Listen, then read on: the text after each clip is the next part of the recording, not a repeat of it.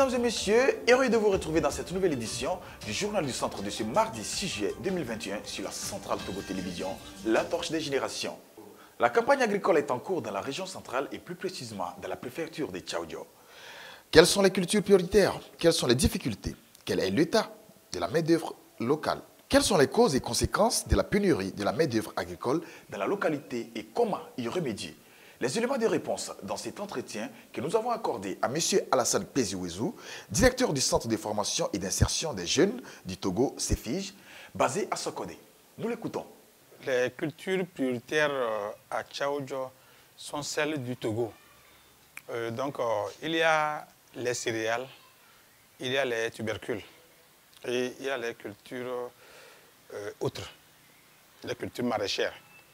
Et donc, au niveau des céréales, nous avons le maïs, nous avons le soja, qui est une légumineuse, nous avons le haricot, et en plus, nous avons encore d'autres petites cultures qui se font, comme le sésame, qui est arrivé dans la préfecture il n'y a pas longtemps.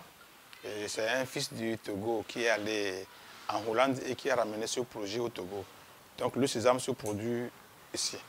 Maintenant, il y a les tubercules. Les tubercules, il y a l'igname. L'igname, on fait beaucoup d'igname ici.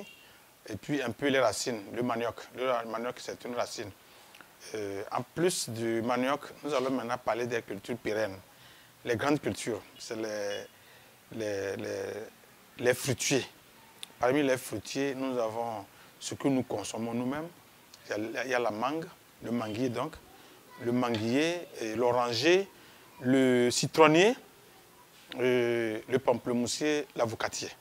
C'est les produits que nous avons au niveau national. Mais l'anacarde est une culture que nous produisons pour pour l'extérieur. Et nous avons donc cité les types de cultures prioritaires dans la préfecture. Mais la culture prioritaire aujourd'hui que tout le monde fait, c'est le soja. Le soja est une plante amie lorsqu'on veut faire une culture pérenne.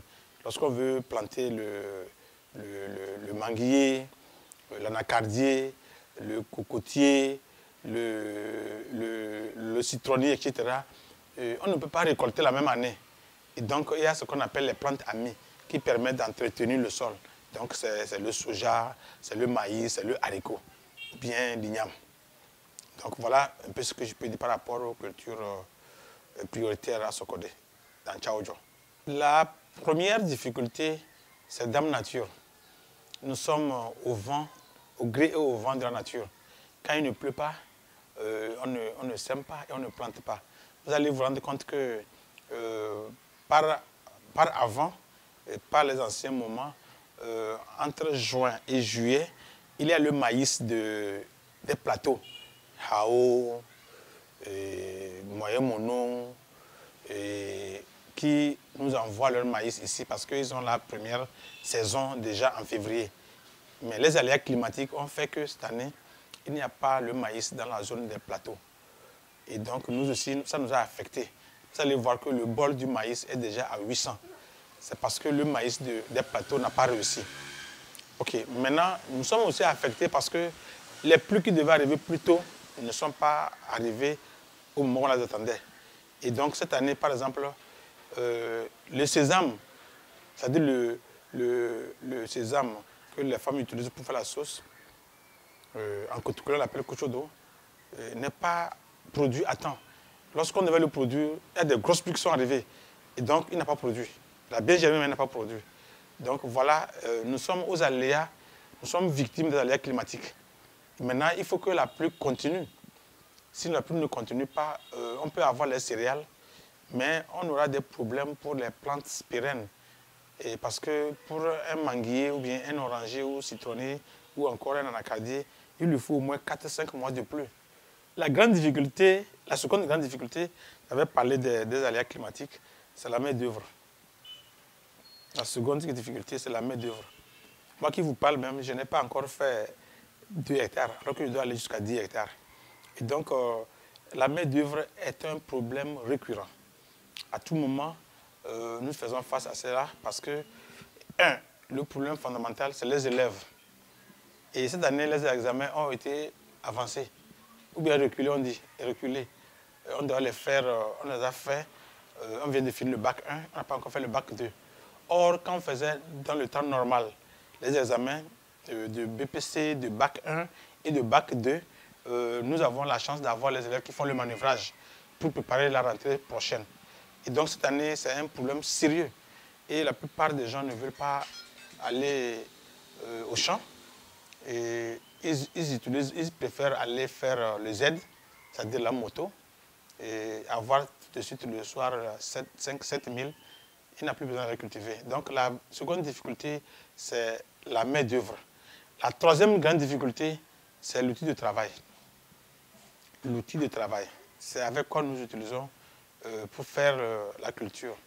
Nous utilisons le coupe-coupe, la roue. Et maintenant, le vrai problème, et je le dis fort, parce que si on ne résout pas ce problème, on ne va pas avancer. La plupart des Togolais s'engagent maintenant à faire l'agriculture. Mais la roue ne peut pas arranger, le coupe aussi. Alors on veut utiliser le tracteur. Le tracteur, il n'y a pas de conducteur de tracteur. Les gens pensent que si je suis chauffeur, je sais conduire un véhicule, donc je peux conduire un tracteur. Non. La conduite du tracteur a besoin de tact spécifique. Il faut savoir conduire le tracteur et savoir l'utiliser pour le labour. Donc il y a deux activités là-bas. Conduite du tracteur, labour avec le tracteur. Nous sommes en période pluvieuse et depuis peu, nous faisons face à des pluies intempestives dans la région. Sont-elles bonnes ou mauvaises pour les cultures? Pour en savoir, nous avons réussi à joindre M. Ouroutou Mohamed, responsable de la ferme Nima, située à Tchavadi. Écoutons-le. Et pour cette année, ce que nous remarquons avec la manière dont la pluviométrie se présente en ce moment, et ce n'est pas vraiment favorable à l'agriculture. Parce que elle a été, à un moment donné, elle a été un peu tardive.